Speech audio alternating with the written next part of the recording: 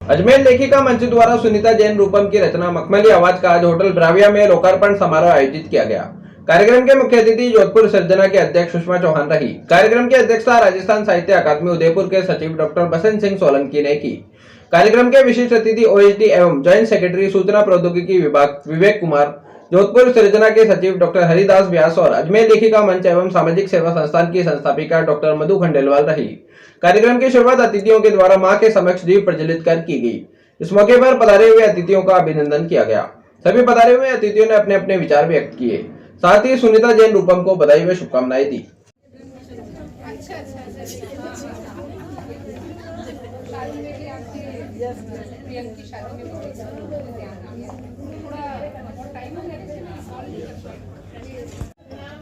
आज के शानदार प्रोग्राम में मैं नंदिता रवि चौहान सुनीता रूपम जी का हार्दिक अभिनंदन करती हूँ, हार्दिक स्वागत करती हूँ। उनके पुस्तक विमोचन में आज आप सबको आमंत्रित करते हुए, यहाँ देखते हुए, यहाँ पहचानते हुए मुझे बहुत बहुत बहुत खुशी हो रही है। प्रोफेशन अगर देखें तो कहाँ कानून और कहाँ कविता, दोनों आपस में मिलन होना, दोनों का आपस में सामंजस्य होना, ये सुनीता जी के बस की ही बात है। मेरे ख्याल से कहाँ आबकारी, कहाँ कानून, कहाँ लोगों को पकड़ना, कहाँ उन पे केस चलाना और कहाँ स्त्री के मन को समझना, स्त्री के मन को बोलना, विचार करना, ये अपने आप में एक बहुत सुखद अनुभूति है और एक बहुत ही मन को सुकून देने वाली बात है। मैं आप सभी का फिर से स्वागत और अभिनंदन करती हूँ आज के विमोचन कार्यक्रम में और एक आग्रह भी करती हूँ कि पीछे से कुछ आगे आ जाएं। हमारे पिछली पंक्तियों में बैठे गणमान्य जन कृपया आगे की तरफ आएं। तो आप कृपया हमारा आग्रह और अभिवादन स्वीकार करें। सुषमा जी चौहान एक जोरदार ताली से बजाना तो होनी चाहिए।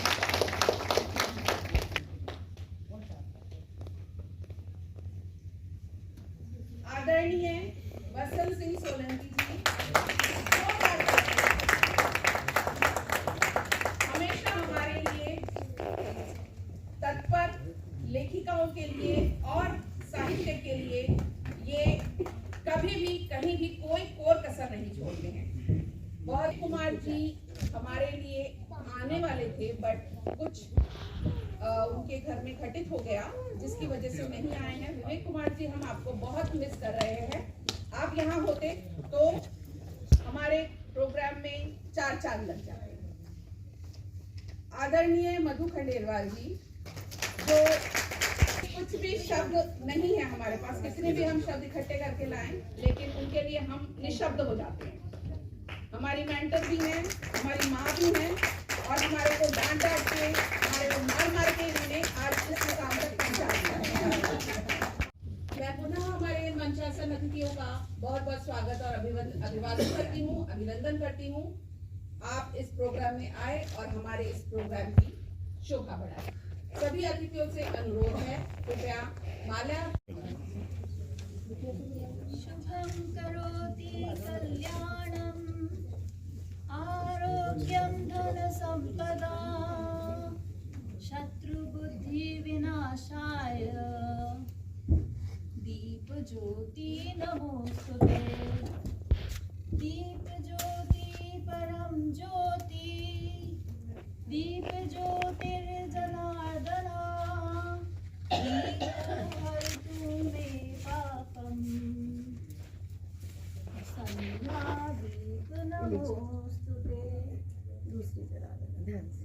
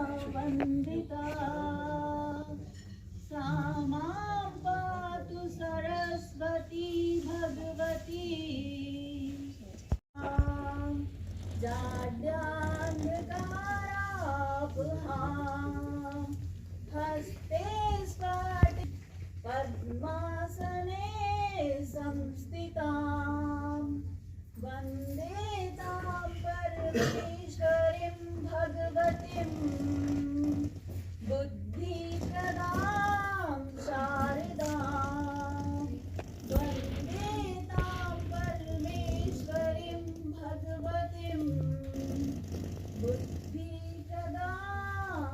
शारदां।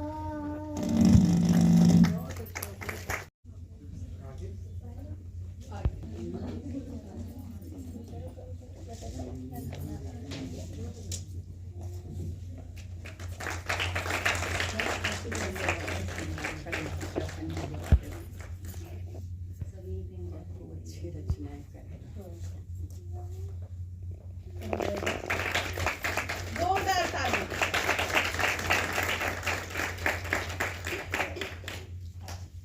डॉक्टर वसंत सिंह को बुद्धिजीवियों और आए हुए अतिथिगण का पृथ्वीराज चौहान की नगरी अजमेर में हार्दिक स्वागत और अभिनंदन करती हूँ। आज हमारी मम्मी की प्रथम काव्य पुस्तक मखमली आवाज का विमोचन हो रहा है, जो हम सभी के लिए एक गौरव का दिन है। मम्मी का कार्य विधिक रहा, इसके विपरीत उनके द्वारा लिखी गई उनकी रचनाएं काव्य रूप में हैं। उनकी कविताएं मानव हृदय और जीवन से जुड़े सपनों और प्रेम के हर पल को प्रदर्शित करती हैं। उनकी कविताओं की भाषा सहज और सरल है, जो आम जन के दिलों में सीधे उतरती है। हमारे इस गौरव के पलों में आप सभी का उपस्थित रहने के लिए मैं हृदय से आभार प्रकट करती हूँ।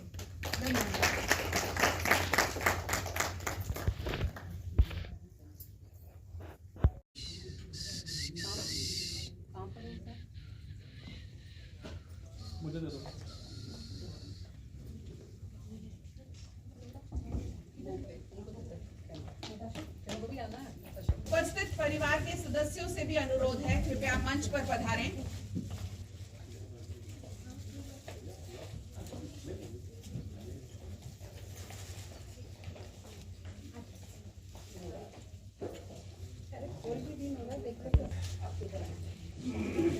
जल्पा जी, सतीश जी, रमेश,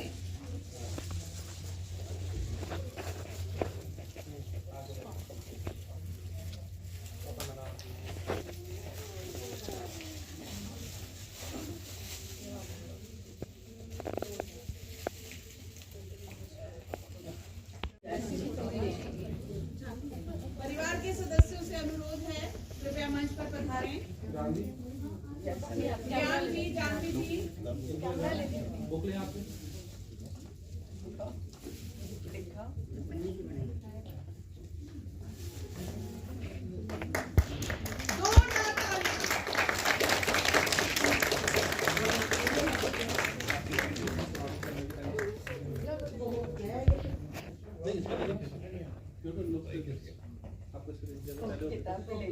एक लेखक के लिए इससे बड़ा कोई महत्वपूर्ण क्षण नहीं हो सकता, जब उसका परिवार, उसके चाहने वाले, उसके सहयोगी और उसके विशिष्ट उसके साथ उस जगह पे खड़े हो जो उसका सपना होता है। जोरदार तालियां।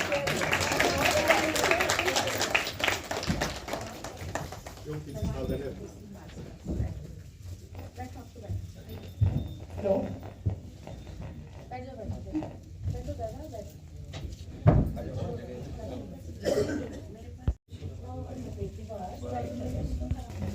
सुनीता जैन जी, कानून के स्नातक, इतिहास में स्नातकोत्तर, आबकारी, सीबीआई, ग्रामीण आर्थिक अपराध न्यायालय और भ्रष्टाचार निवारण मामलात में न्यायालयों में पीड़ित पक्ष की मजबूती से पैरवी करने वाली और इसी पद पर अपने काम को बेहतरीन अंदाज देते हुए सेवानिवृत्त। सुनीता जैन जी, आपका यह मखमली आवाज पहला काव्य संग्रह है और इससे पहले आप कई साझा संग्रह प्रकाशित हो चुके हैं। आपके अपने आप में आप एक असीम अनुभूति हैं। जैसे मैंने पहले भी कहा था, स्त्री के कई रूप होते हैं, उनमें से एक रूप हम देख रहे हैं, कठोर और स्पंदित। सुनीता जी, आज मखमली आवाज के विमोचन पर मैं यहाँ मौजूद देती हूँ और साथ ही उम्मीद करती हूँ जल्द हम इनकी दूसरी, तीसरी, चौथी, पांचवी, छठी, सातवीं और अनंत पुस्तकों के विमोचन के लिए इसी तरह मिलते रहेंगे। मैं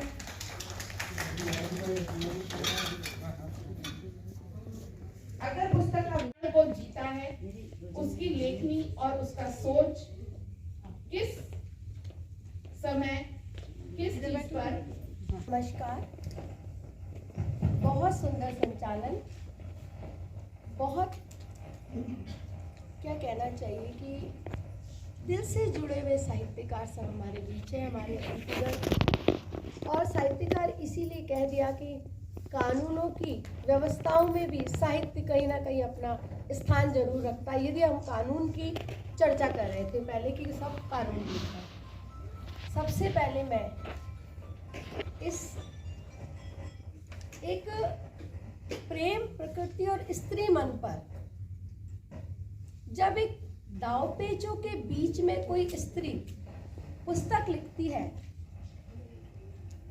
सुनीता जैन, हालांकि उन्होंने मना किया था कि आप मुझे ना रुलाएंगी तो आप मुझसे संवाद ना करें, लेकिन मैंने कहा कि ऐसा मौका भी ज़रूरी है। आप अपने दिल की बात जिस तरह कागज पर कलम से कहती हैं, उस तरह आप कभी पुस्तक कलम के सामने शब्दों से भी कह सकती हैं हम सबके साथ। तो सबसे पहले आप सब की तरफ से उन्हें हार्दिक हार्दिक बधाई बधाई और बधाई। चाहती हूँ ये जानना आप सबकी तरफ से, लिखते हैं सब लिखते हैं, लेकिन ये एक ऐसा मन आपने जब लिखना शुरू किया, कब लिखना शुरू किया, कैसे लिखना शुरू किया, वो सब बाद में, लेकिन आपकी इस लेखनी के पीछे कोई ना कोई प्रेरणा, कोई इंस्पिरेशन, कोई परिवेश रहा होगा जिसके बारे में हम सब ज़रूर जानना चाहते हैं। कैसे शुरू हुआ लिखना और क्या लगा आपको लिखने के लिए? जी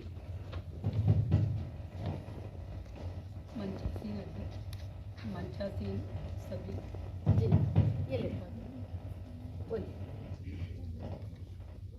सभी उपस्थित जनों पास में रखो माइक पास में रखो। किताब पढ़ने का तो बचपन से शौक रहा, जी पर कभी सोचा नहीं था कि मैं भी लिख पाऊंगी। पहली बार सरिता में एक कहानी लिख के भेजी थी, 8-10 दिन बाद खेत से ही धन्यवाद पत्र आ गया। उसके बाद लिखने का मानस छोड़ दिया। फिर नौकरी में और घर परिवार में व्यस्त रही। जोधपुर में पोस्टिंग के दौरान सृजना संस्था से जुड़ी। उनमें भी मैं सिर्फ पाठक, श्रोता और ऑडियंस के उसमें रूप में रहती थी। जी वो लोग मुझसे पूछते भी थे भी तुम भी कुछ लिखा करो, पर मेरे को समझ ही नहीं आता कि मैं क्या लिखूं, क्योंकि जो अंदर होता है वो हम कह नहीं पाते और जो कहते हैं वो लिख नहीं पाते।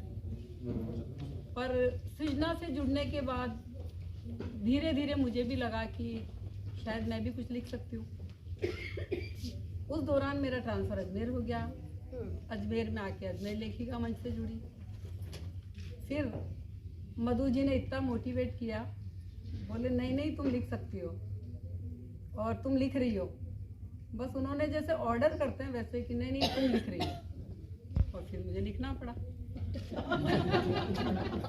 ये जो एक बहुत बड़ा शब्द यहाँ से निकल कर आया, महसूस किया, क्या ये सच है हम सब साहित्यकार बैठे हैं कि जो हम लिखना चाहते हैं वो हम नहीं लिख पाते?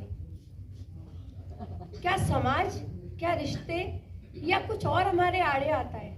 हो सकता है सुनीता जी को भी लगता हो कभी दूसरे लेखकों की तरह कि मेरे कुछ लिख देने से कुछ रूठ जाया करते हैं।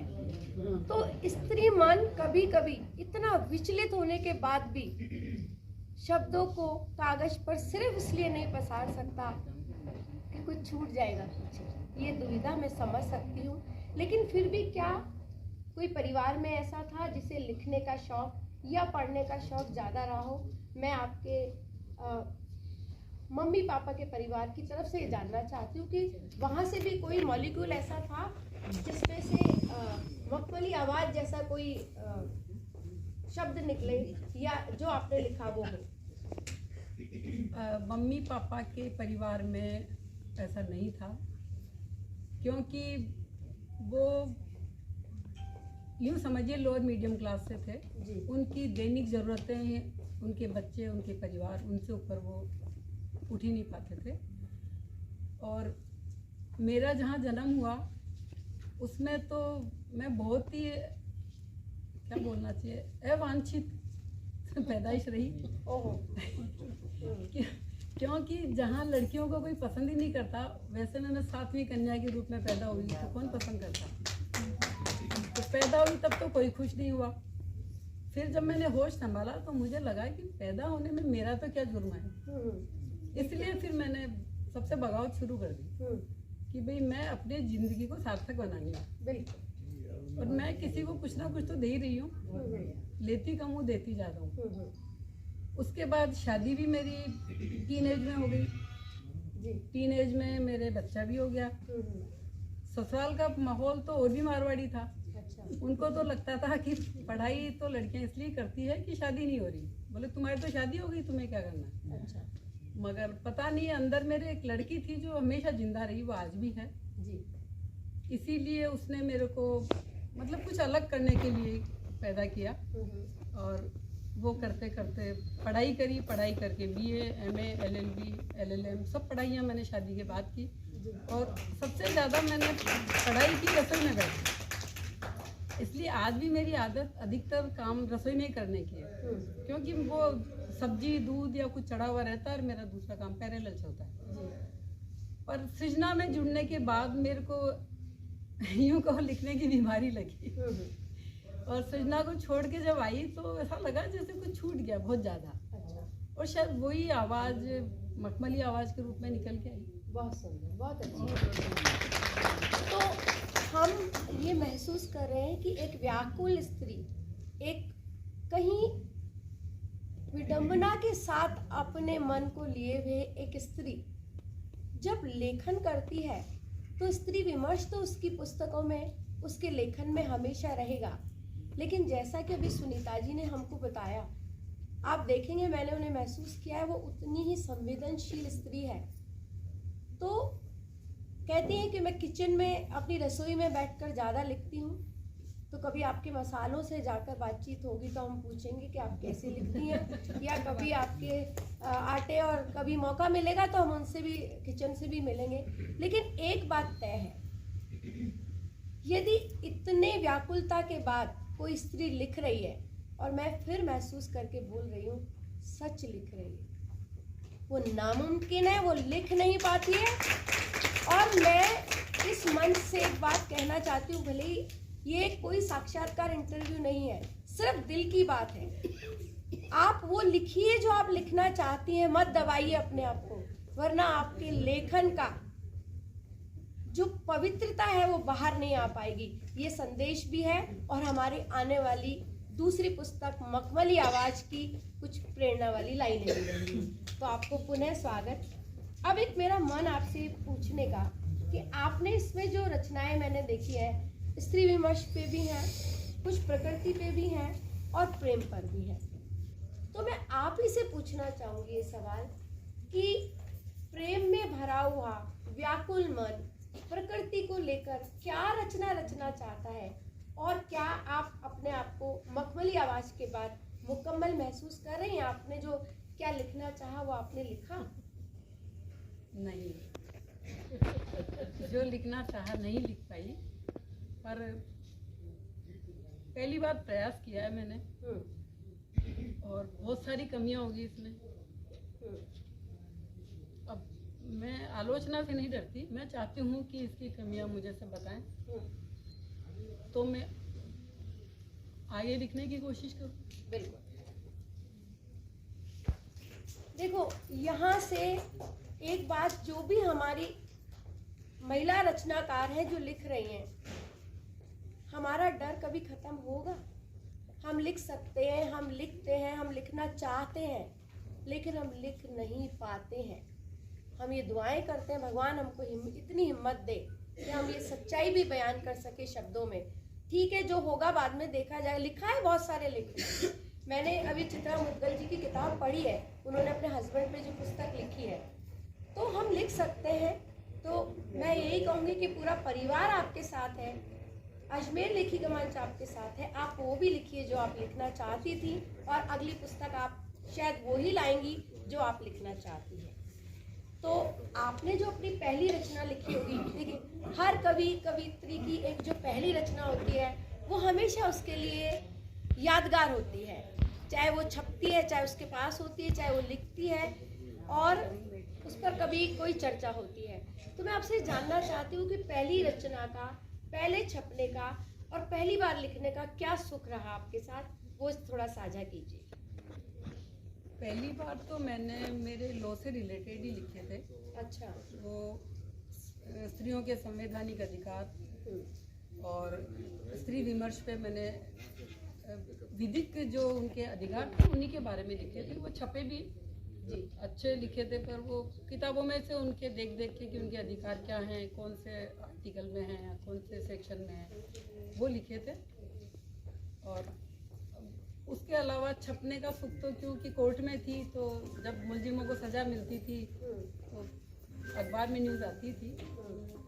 वो छपने का तो इतना वो नहीं था मुझे, पर जब साझा संकलन में पहली बार लिखा तो, और उसके लिए हमें सम्मानित किया था मेरठ में बुला के, वो शायद एक बड़ा अच्छा लगा कि भाई हमने भी 2 कविता लिखी, हमको साझा संकलन में वहाँ बुलाया, सम्मानित किया, हमें 3-3 प्रतियाँ दी हमारी, और अब आपकी पूरी पुस्तक। और बस वो एक प्रेरणा स्रोत रहा कि वहाँ से थोड़ी हिम्मत बढ़ी,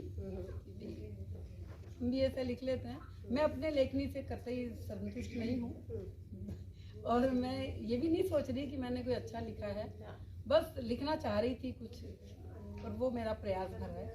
बहुत अच्छी बात कही अभी सुनीता जी ने कि एक लेखक को कभी भी अपनी लेखनी से संतुष्ट होना भी नहीं चाहिए। उसके 2 वजह है, एक तो ये कि संभावनाएं अपार है और दूसरी वजह ये कि हमें धीरे धीरे अपने डर को निकालना है।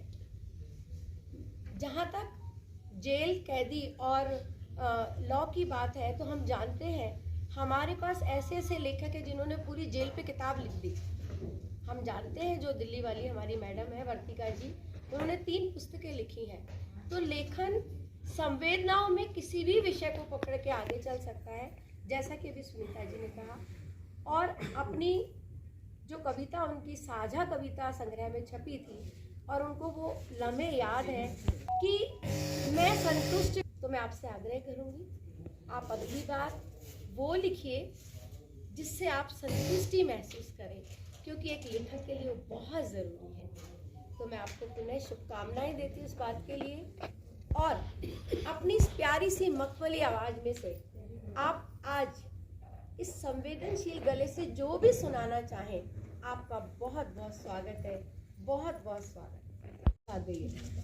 कोई ये नहीं सोचेगा कि वो भी किसी निर्वाण के लिए गई होगी। तो यहाँ बहुत सारे स्टेप्स और बहुत सारी संख्याएं, मतलब हमारे लिए बहुत प्रॉब्लम्स है, लेकिन फिर भी हम लिखेंगे। हमारा वादा है अगली किताब में दिल की बातें ज़रूर आएगी। जी, तुम पर आप रोएंगी नहीं, ये शर्त है। चलिए।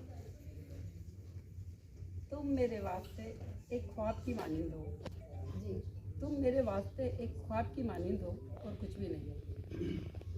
मैंने तुम्हें ख्यालों में सजाया है, संवारा है, या मेरे ख्यालों की वजह ही तुम हो।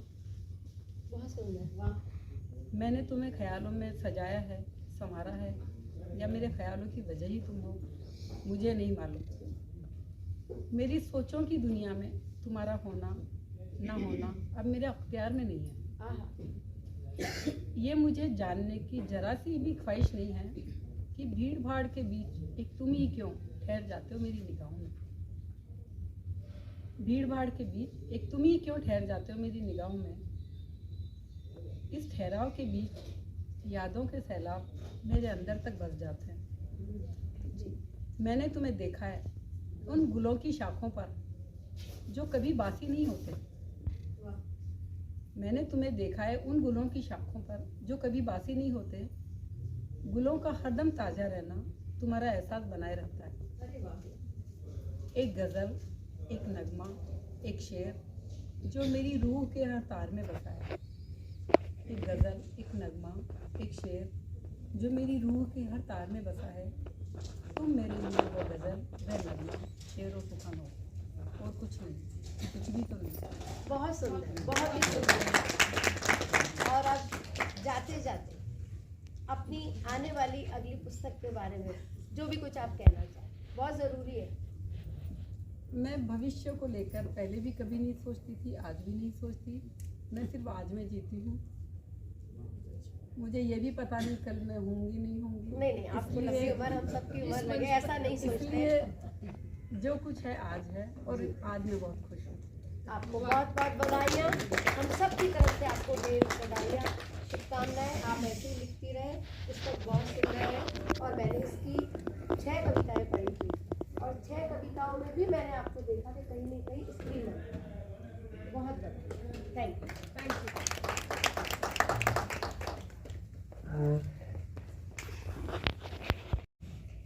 पुनः मैं आभार व्यक्त करती हूँ मधु जी का, इस दिल को छू लेने वाली चर्चा में हमें आज पहली बार एक मजबूत औरत के पीछे छुपी एक बहुत प्यारी सी, कोमल सी सुनीता जैन रूपम जी से मिलने का सौभाग्य मिला। एक जोरदार तालियां तो बजाएं।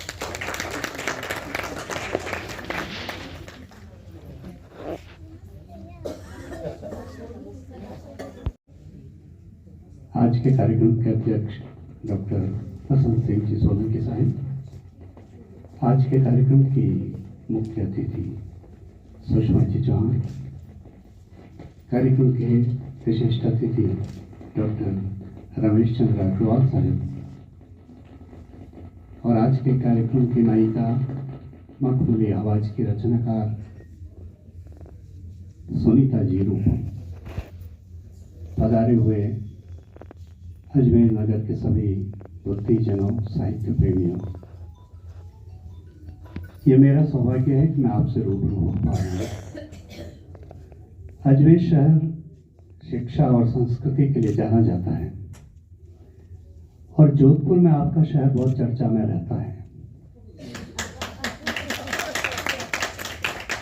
हम सबकी कहीं कहीं दिल में छुपी ये तमन्ना रहती है कि एक बार अजमेर का अजमेरू क्लब भी देखा जाए, और यहाँ के कुछ साहित्यकारों से मिला जाए, उनसे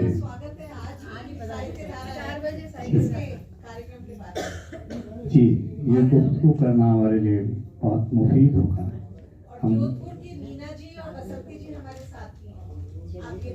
जी, ये खुशी की बात है, बहुत खुशी की बात है। अभी कुछ चर्चा की थी मधु जी के बारे में, बहुत सी चर्चाएं सुनीता जी से सुनी थी। वे जब भी जोधपुर आती हैं तो डॉक्टर खंडेलवाल की बहुत तारीफ करती हैं, और मुझे अच्छा लगता है कि अपने सारे पारिवारिक दायित्व निभाते हुए साहित्य की दुनिया में भी एक बहुत बड़ी जिम्मेदारी निभा रही है। तो उसके नाते मैं अजमेर लेखिका मंच का भी स्वागत करता हूँ, अभिनंदन करता हूँ। सुनीता जी का सफर एक पाठक के रूप में सबसे शुरू हुआ जब वो रचनाकार के रूप में कतई ख्यात नहीं थी, बल्कि उनमें संभावना भी कोई शायद नहीं देखता हो। जब आबू रोड और छोटी मोटी जगहों पे भीलवाड़ा आदि पे आपकी पोस्टिंग रही, उस समय आप पढ़ती खूब रही, लेकिन कविताएं नहीं, कहानी, उपन्यास। फिर एक वो दौर आया जब आपने सृजना संस्था को अपने गले लगाया।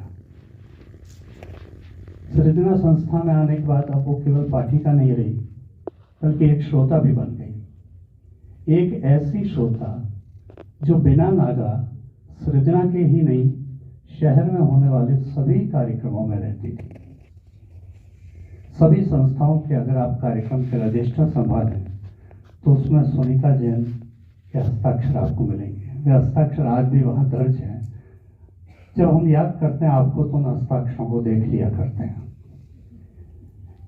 लेकिन ये जो रूपम नाम आगे है ये हमारे लिए भी एक बड़ा रहस्य था। जब आप सृजना के साथ बात स्वीकार है साथियों। कुछ समय चाहिए, कुछ मैं एक कोशिश मैं कर चुकी हूँ।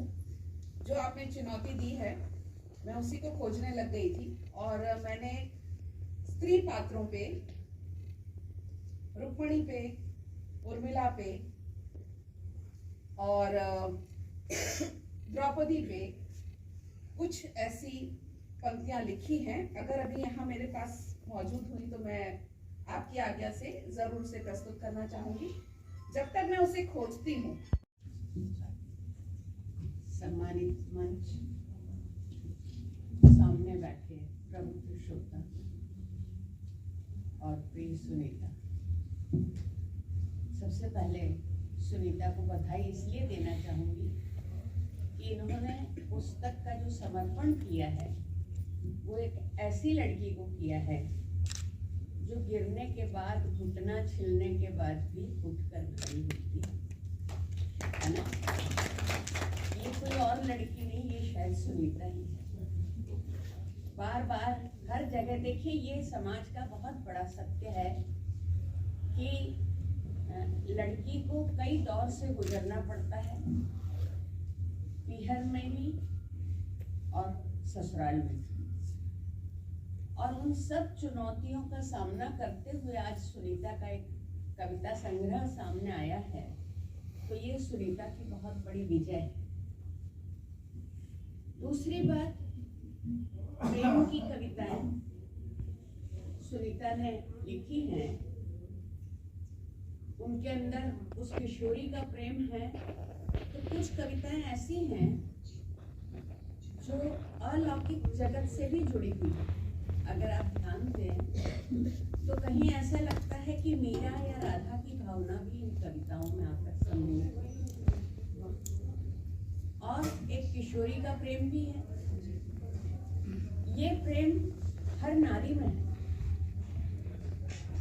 हर नारी के अंदर, चाहे वो ऊपर से नारियल की तरह कठोर हो, कुछ अनदेखी सी, अपेक्षित सी नवयोगना, पहचान मात्र इतनी सी कि लक्ष्मण की पत्नी और सीता की अनुजा, पहचान मात्र इतनी सी जो सोती रही मृतप्राय 14 वर्ष तक।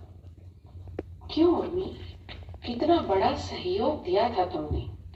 लक्ष्मण मेघनाथ को पराजित तुम्हारे त्याग से ही तो कर पाए थे, किंतु तुम्हारा समर्पण कहाँ दिखा तुलसी की रामायण में। तुम क्यों आंसू न बहाने पर विवश रही, क्यों लखन को नाराज कर भेजा। इसीलिए ना कि वो 14 वर्ष बिता पाए तुम्हारे बिना। कुल की मर्यादा और रघुवंश की सभी जिम्मेवारियों का तुमने पालन किया। पर हे सखी, तुम्हें नहीं लगता कि तुम्हारी अवर्णित, अचर्चित, अघोष आज इस प्रांगण में, इस हॉल में उपस्थित सभी जो सुधी साहित्यकार और अतिथि हमारे बीच है, मैं उन सभी को नमन नमस्कार करती हूँ।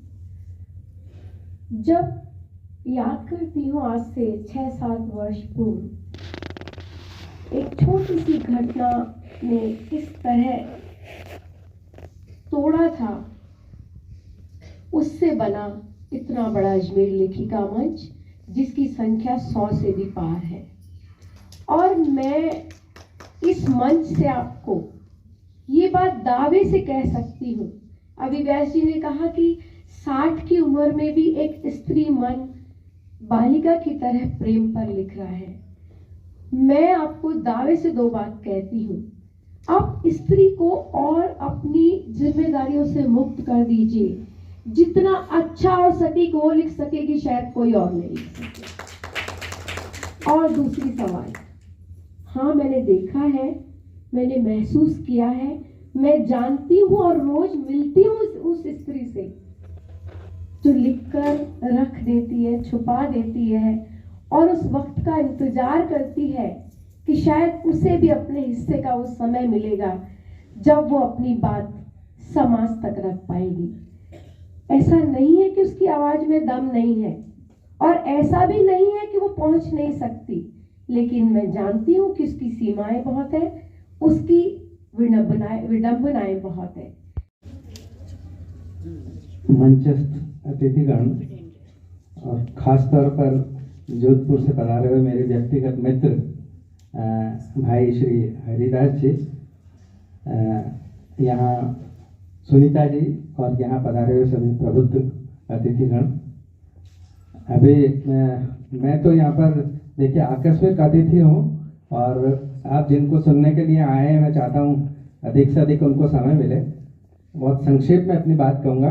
मैं पहले तो हरिदास जी के बारे में बता दूं कि जैसा कि मैंने आपको कहा कि मेरे पुराने मित्र में 1 वर्ष मुझे जोधपुर में रहने का सौभाग्य मिला था, और ये हरिदास जी थे जिनकी वजह से मैं पूरा 1 वर्ष वहाँ पर बड़े आनंद के साथ और जोधपुर की अच्छी यादों के साथ मैं बिता पाया, और आज तक मुझे वो याद है।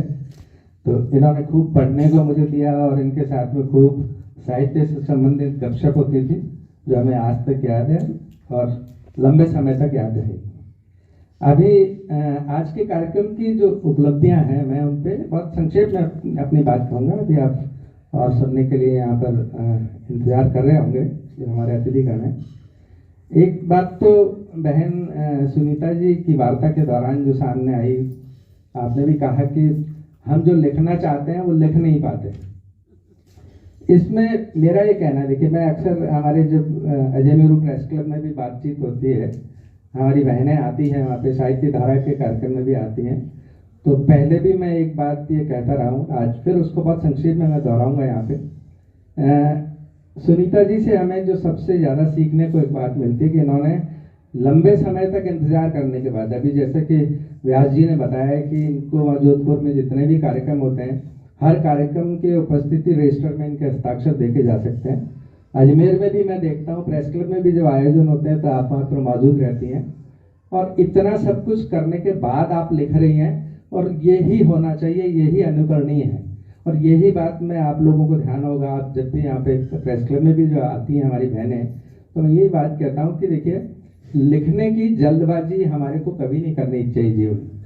मैंने आपको उदाहरण भी दिया था कि मैंने अपने जीवन में, व्यास जी साक्षी हमारे मित्र यहाँ पर बैठे हुए हैं, कि मैंने पत्रकारिता के जीवन में 46 साल काम किया है, और 35 साल काम करने के बाद पत्रकारिता पे पहली पुस्तक लिखी है, 35 साल के बाद। और पिछले 17-18 साल में कुल मिलाकर अभी तक 6 पुस्तकें लिखी है। और लिखने के बाद मुझे संतोष है कि मैंने जो लिखा है वो मैंने जो सीखा है उसी में से मैंने लिखा है। मुझे कोई जल्दी भी नहीं थी, इस बात का अफसोस भी नहीं था कि मुझे इतने वर्ष हो गए अभी तक मैंने कुछ नहीं लिखा। आप न लिखें, लेकिन आप कोशिश ये करें कि जो भी लिखें उसमें ईमानदार रहें। जो आपने महसूस किया है, जो आपने जाना है, जो नया सीखा है, जिसके बारे में आप आश्वस्त हो, जिसके बारे में आपको विश्वास हो कि वो बात अभी तक या तो कही नहीं गई है या फिर उतने पुरजोर तरीके से नहीं कही गई है, वो हमारे को जरूर उसमें कहने चाहिए, और वो कहनी ही चाहिए। उसको लेके हमारे को मन में असमंजस नहीं होनी चाहिए कि मैं लिख रहा हूँ, उसके बावजूद लिख रही हूँ, उसके बावजूद मुझे इस बात का अफसोस है कि मैं वो नहीं कह पाया है, नहीं कह पाई।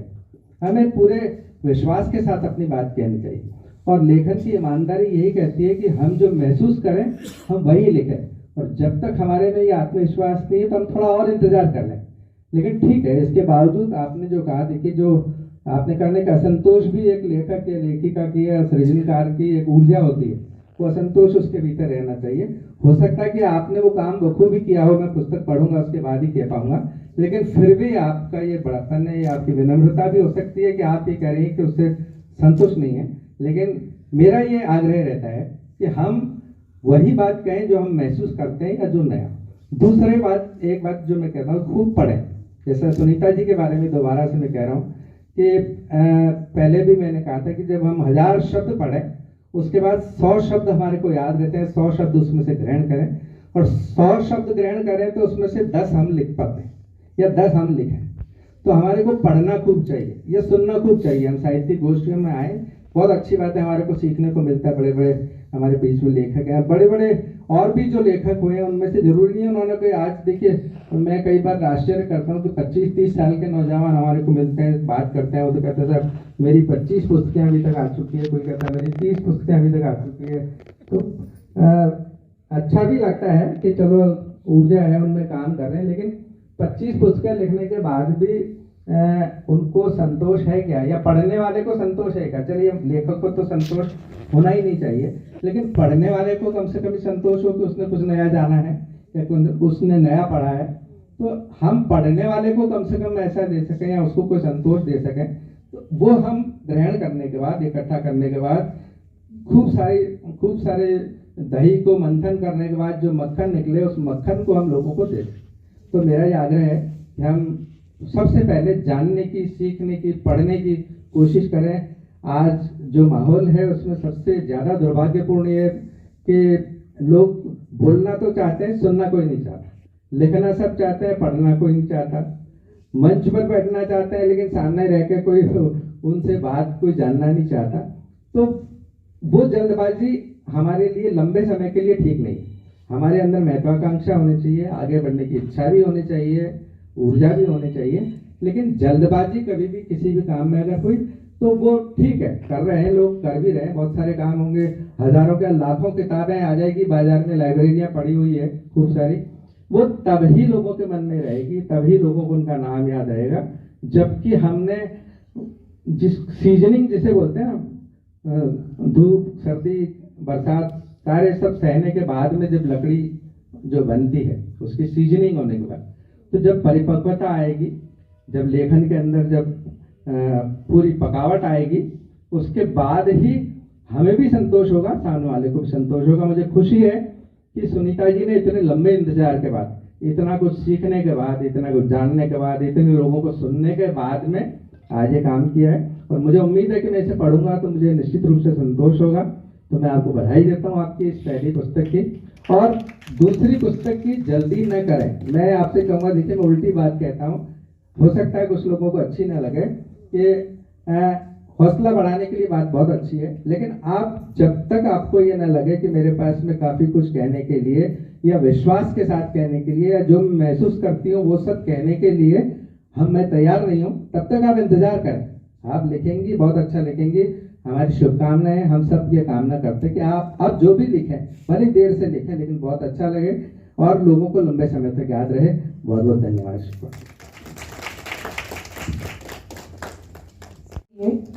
बेसब्री से इंतजार है।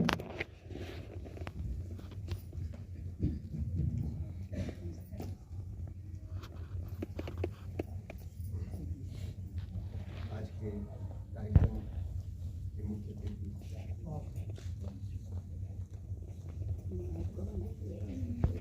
सुषमा जी चौहान जो सर्जना संस्था के अध्यक्ष हैं, विशिष्ट अतिथि हरिवंश भाई साहब, और अपने जाने माने पत्रकार रमेश जी भाई साहब, लेखिका मंच की संयोजक, और जिन्होंने अजमेर को साहित्यिक कवियत्रियों के माध्यम से एक अजमेर को नई पहचान दी, उनका सभी का मैं सुनीता जी का हार्दिक अभिनंदन और मैं स्वागत करता हूँ। साथ ही मैं लेखिका मंच को भी बहुत बहुत करता हूँ, क्योंकि बता देते हैं कि 22 पुस्तकें हुई है, शायद ये अजमेर के लिए बहुत सौभाग्य की बात है। और हर साल दूसरा मैं आपसे कहना चाहूँगी, महिलाएं जो है समाज वो अपन कविताओं के माध्यम से भी देख सकते हैं कि महिलाओं ने जो कविता रची है, कौन सी कविता में उन्होंने क्या भाव प्रकट किया है। उन सारी कविताओं को अपन देखें तो अपन को कहीं ना कहीं लगता है कि यह वास्तव में अपने से, समाज से या परिवार से संबंध रखती है। राजस्थान साहित्य अकादमी मात्र एक प्लेटफॉर्म, आपको एक मंच उपलब्ध कराती है। वो ना तो आपको कहती कि आप किस तरह से लिखें या क्या लिखना, सारा ये लेखक और साहित्यकारों पे ही निर्भर रहता है कि हम क्या लिख रहे हैं। अकादमी जो सिर्फ आपको प्रोत्साहित करती है, अगर आपकी पुस्तक अच्छी है तो उसको आर्थिक सहायता मिलेगी, अगर नहीं है तो आपको कोई किसी प्रकार की सहायता नहीं मिलेगी। अगर आपको एक बार सहायता मिली तो आप उससे प्रोत्साहित होते हैं कि नहीं मेरी अच्छी ही, और आप धीरे धीरे अच्छा लेखन कार्य करना उस पर करते हैं। हमारे यहाँ की बहुत सी जो लेखिकाएँ हैं उनकी एक तो पुस्तकें पुरस्कार के लिए आई है, 3 चरणों में पुरस्कार की प्रथम कृति जो थी उनकी पुरस्कार के लिए आई है।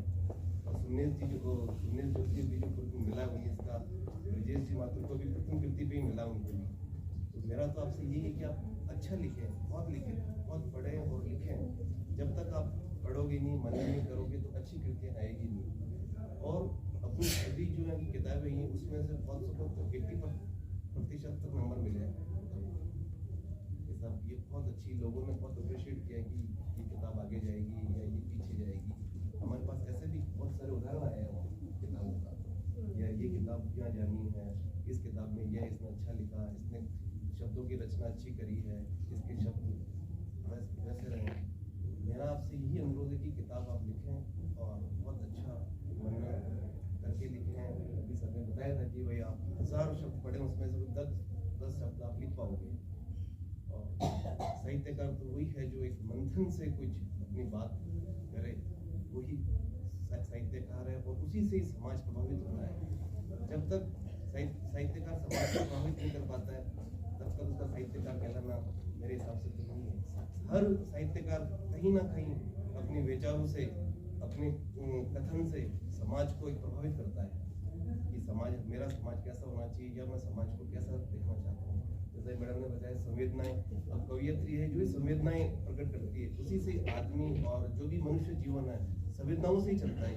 बिना संवेदनाओं के चल नहीं पाता आदमी। परिवार में, चाहे परिवार में ले लो, समाज में ले लो, राष्ट्र में ले लो, कहीं भी आदमी में संवेदनाएं होगी, वही अपने समाज को और नव निर्माण कर पाएगा। मैं सुनीता जी को यहाँ बहुत अच्छी बधाई देता हूँ और शुभकामनाएं देता हूँ। आपने मुझे बुलाया और बहुत बहुत धन्यवाद।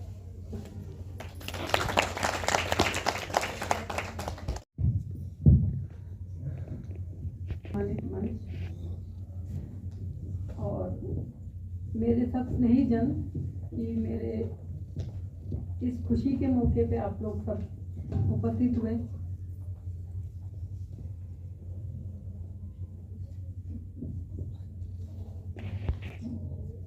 देखिए वो रहस्य क्या हुआ जो हट गया। जब उन्होंने रहस्य बोल दिया तो ये रहस्य रहना चाहिए। पर हाँ, रूपम मुझे किसी ने नाम दिया था। एक प्रोग्राम में मुझे कोई मिले थे जिन्होंने मुझसे कहा कि बोले एक मेरे कहानी की नायिका है वो रूपम है, बोले आप उन जैसी लग रही हो। मुझे लगा कोई ना मुझे नायिका तो माना, इसलिए मैंने अपना नाम फिर उपनाम रूपम रख लिया। ठीक है, ये रहस्य का पर्दा हटा दिया मैंने। नहीं अभी तो किसी ने जो आपने किसी बोला नहीं, ये देखिए बहुत ज्यादा रहस्य हटा मैंने।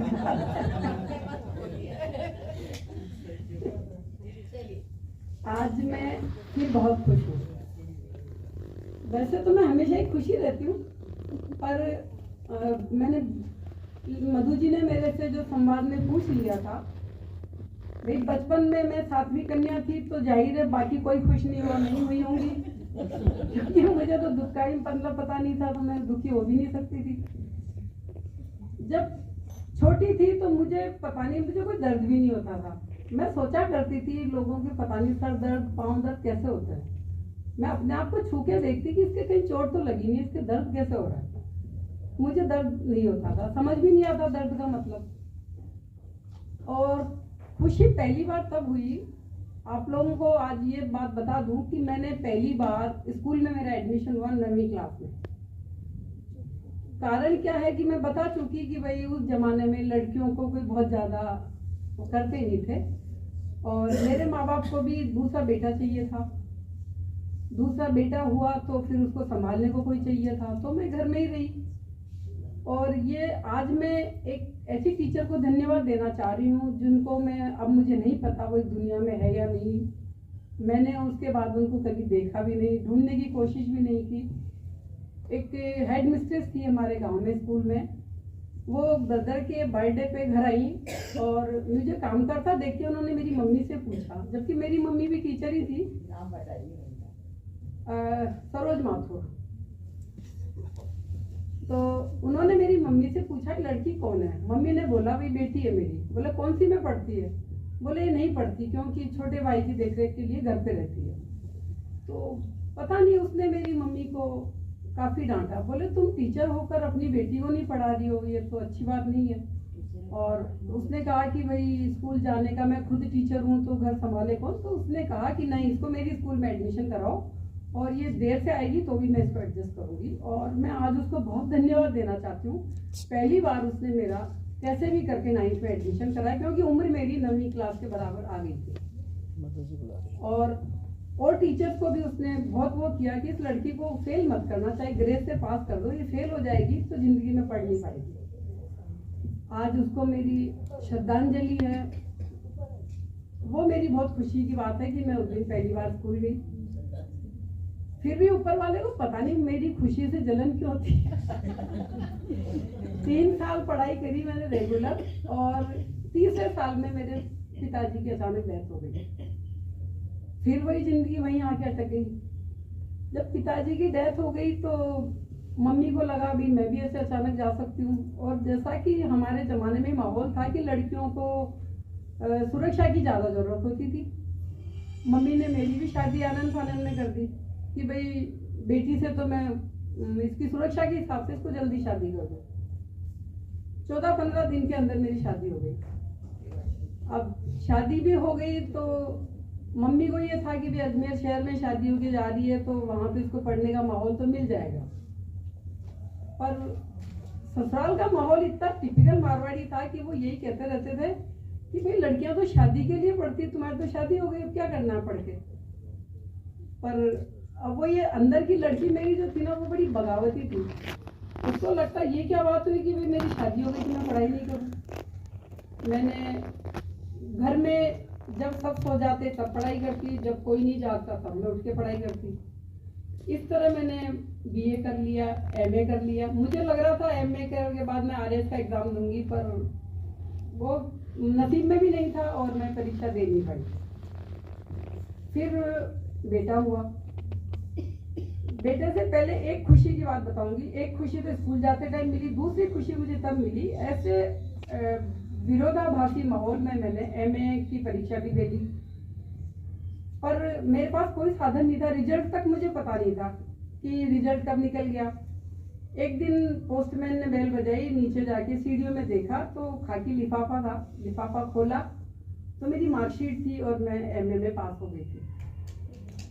मैं खुशी के मारे सीढ़ियों में बैठ के रोने लगी। पूरे 9 महीने आशंका रही कि बेटी होगी तो क्या होगा, बेटी होगी तो क्या होगा।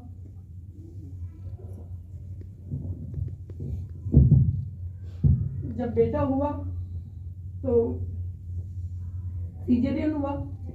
अब मैं बिल्कुल नींद बेहोशी में थी, पर डॉक्टर जब बोल रहे थे, बोले ऑपरेशन तो कॉम्प्लिकेटेड था पर चलो मेल चाइल्ड हुआ है, कल लड्डू तो मिलेंगे। तब मैं बहुत खुश हुई। मेरे को ऐसा लगा कि अब हाँ जीने का वो हो गया, अब मैं भी सम्मानित हो सकती हूँ। और वो मेरी सर्वोत्तम रचना।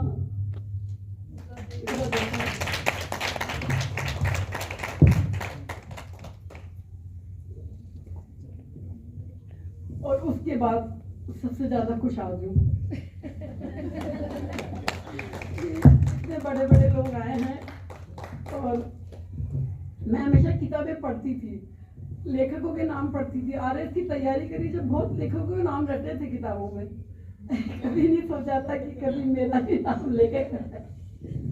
इसलिए आप सबका बहुत बहुत धन्यवाद मुझे सुना उसके लिए। Thank you. अजमेर लेखिका मंच की सभी मेरी प्यारी बहनों को हिंदी सचिवालय मॉरिशस से हमें निमंत्रण मिला है।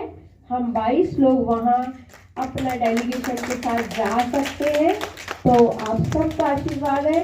हम बहुत जल्द मॉरिशस की यात्रा भी करेंगे, उसकी हम बाद में चर्चा करते हैं। और आज आपने देखा परिवार वहां भी है तो परिवार यहाँ भी है। कितनी सुंदर आपने देखा संचालन किया नंदिता रवि चौहान ने, पायल बिटिया ने कितना अच्छे से संभाला, जानवी भी मतलब उनको पता ही भी नहीं लगेगा किसने क्या काम किया। तो इस मौके पर सुनीता जी चाहती हैं कि वो थोड़ा सा प्यार और सम्मान इस तरह भी अपनों को दे। तो मैं सुनीता जी से आग्रह करूंगी कि वो प्यारी नंदिता देवी चौहान का सम्मान करें। सुनीता जी रूप देखते हैं और यूं खुशियों में रो पड़ते हैं एक दूसरे के। परमात्मा करे खुशियां सलामत रहें। आज का जो इतना खूबसूरत मंच संचालन किया, अजमेर शहर की एक ऐसी शख्सियत जो पानी में एरोबिक करा के आपको आपका वजन कम करा सकती है बहुत कम समय में। और अब मैं आमंत्रित कर रही हूँ अजमेर शहर की, अब उभरती नहीं बोलूंगी, वो एस्टैब्लिश हो चुकी है एक साहित्यकार पायल गुप्ता। पहल बहुत प्यारी है, बहुत अच्छा लिख रही है, बहुत जगह सम्मानित होती है और मोहब्बतों से भरी हुई है जिस तरह की महिलाएं और राइटर्स होती हैं। तो पायल गुप्ता का सम्मान करते हुए हमारी प्यारी रूपम जी, और मुझे तो लगता है सुनीता जी को रूपम जी के नाम से ही बोला जाए तो ठीक है, निकनेम भी बहुत सुंदर है। और प्यारी बहू उनके साथ है, जहानवी उनकी बेटी जैसे है। जहानवी को भी मैं बुलाना चाहूंगी। जहानवी वो बच्ची है जो सुनीता जी के साथ हमारे साथ मिली, लेकिन वो पढ़ती है, लिखती भी है। देखते हैं अब ये संभावनाएं आगे कितनी तेजी से उड़ रही है और कहाँ पहुंचेंगी। तो बहुत प्यार आपको और बहुत बहुत दुआएं। और मैं पुनः मंच संचालन के लिए माइक सौंप रही हूँ प्यारी नंदिता को। की आंखों में आंसू ला दिए, पर ये आंसू उनके संघर्ष थे, ये गर्व के थे, ये इनके उस संघर्ष के थे जो इन्होंने जिया है और आज हम सब ने महसूस किया है। बहुत बहुत अभिनंदन रूपम जी, आपका बहुत बहुत अभिनंदन। हर क्षण आपके लिए खुशियों भरा रहे। पहली खुशी तब मिली, दूसरी तब मिली, तीसरी मिली, और आप सभी बहनें, सभी साथी, सभी दोस्त, आपका स्वागत और अभिनंदन। हमारी एक साथी की उपलब्धि में हर क्षण, हर पल, हर समय निर्व्याध, निर्विरोध हम मौजूद। एक साथ फोटो दीदी करो, दीदी आप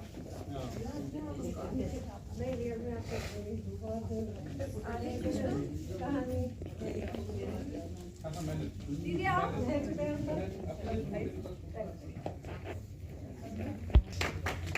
सब लोग ऐसे पोज बना लीजिए ना, सबका आ जाएगा फोटो। उधर देखिए, मुझे दे दीजिए आप फोन, मुझे आप थोड़ा दूर हो जाओ आप।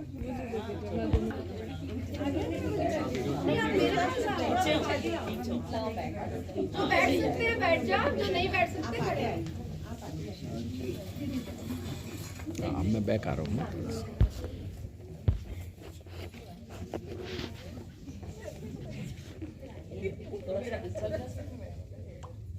ओके,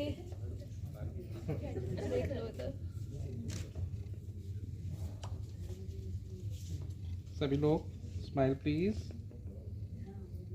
ये जोर से बोल दो, बधाई हो, बधाई हो। बहुत बधाई हो। इधर देख के भी बधाइयाँ ही बधाइयाँ।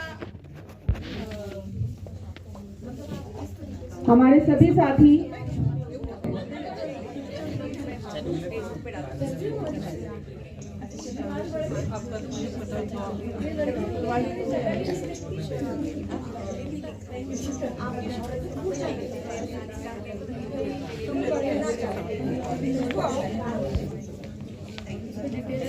जिनके पहले लोगों में पहुंच जाएगा।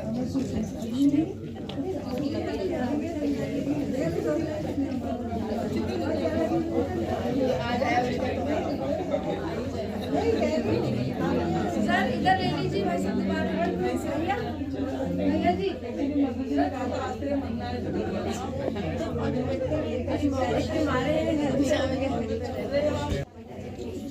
अब मेरे को अपने शो लगा के चल रहा है। ये तुम्हारी बात नहीं है।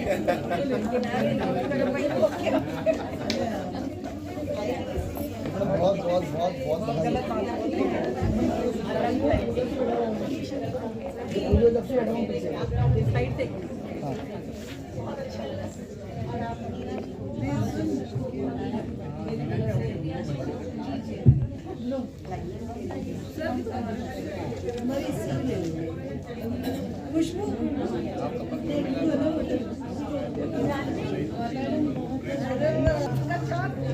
बहुत लेट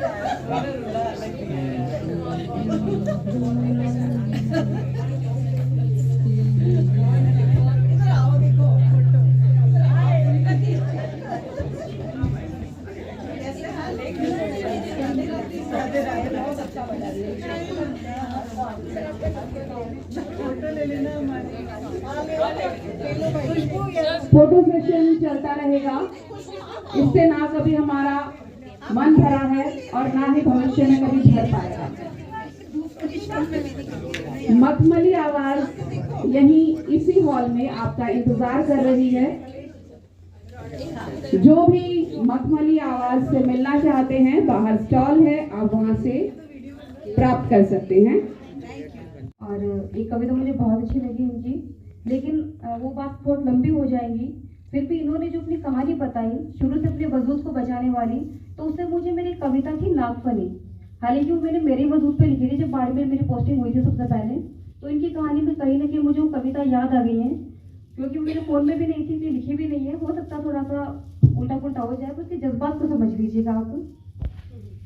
ए नागफनी, तुम भी एक पौधा ही तो हो, फिर भी कोई नहीं करता तुम्हारा जिक्र, गुलाब की तरह कोई नहीं करता तुम्हारी फिक्र, नहीं सींचता तुम्हें कोई माली, नहीं करता कोई तुम्हारी रखवाली, नहीं प्रयुक्त होती हो तुम सौंदर्य के पैमानों में, नहीं बनती तुम पूजा की थाली का अंग, नहीं बनती तुम किसी गुलदस्ते की शोभा, तुम्हें तोड़कर नहीं भागते बच्चे, नहीं करती तुम किसी से कोई उम्मीद, नहीं रखती किसी से कोई आशा। साथियों, शब्द कम पड़ रहे हैं। दिल के सागर, जज्बातों के सागर उमड़ उमड़ कर आ रहे हैं। हमारा अनुरोध और प्यार, और कोई भी हमारा साथी बांटना चाहता है तो उसका बहुत बहुत स्वागत है।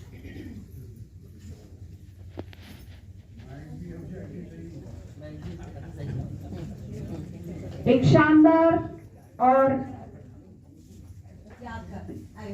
मेरे पास अब शब्दों की कमी लग रहा है मुझे कि मेरे पास अब शब्दों की कमी हो गई है। यादगार, इमोशनल, एक बेहतरीन अचीवमेंट के साथ आज हम सुनीता जी को, रूपम जी को दिल से, जिगर से, फेफड़ों से, आत्मा से, हर तरीके से बहुत बहुत बहुत बधाई देते हैं। बिना फेफड़े के तो इंसान कैसे जीता। मेरा तो सारा जो दारोमदार है और मैं पूरा कॉन्शियस फेफड़ों